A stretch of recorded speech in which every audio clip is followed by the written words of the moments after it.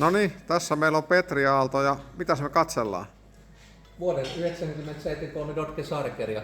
Alun perin ollut 318 pikkulohkolla ja Suomeen leimattuna tämä on ollut 383 ja nyt siitä tulee kasvata mennään 440 ja stroukataan se 543. Okei. Plus sitten jotain pientä pannaan siihen päälle. Kerropas siitä.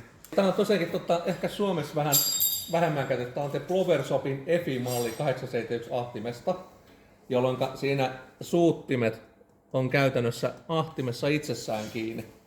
Ja sitten Aeroflow laadukkaalla liittimillä ja vedetään sitten yhteen.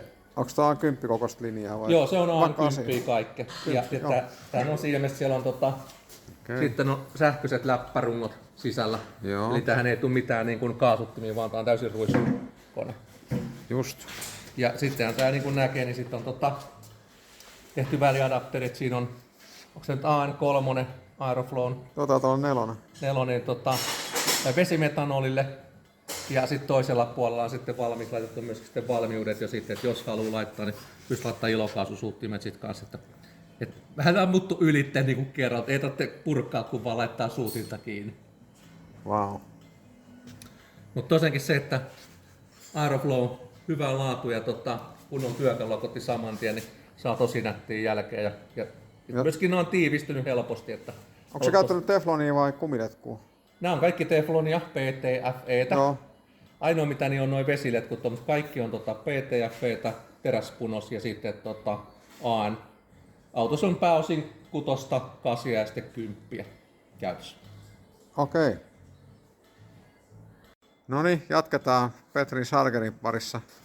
Mitäs me nyt katsellaan? Katsellaan takakonttia. Joo, eli tässä on lähdetty polttoaineen rakentaa täysiperäinen tankki, johon on hitsattu Aeroflown korppi kautta lähdöt ja sitä kautta siellä on 2 lähtöä ja 1 paluu. Ja sitten siellä on Aeroflown 3 litran säiliö, siellä on 2 pumppua sisällä.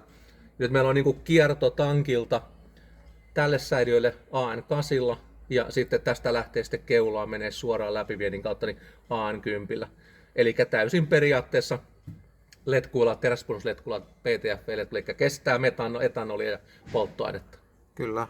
Ja onko sulla on Aeroflown pumputkin tuolla? Joo, siellä on 2 Aeroflown pumppua, eli mullahan on mahdollisuus vielä, jos tästä loppuu kapasiteetti kesken, niin lisätä sinne 3. pumppu. Ja nythän ne on molemmat laitettu silleen, että molemmat toimii samalla kertaa. Joo.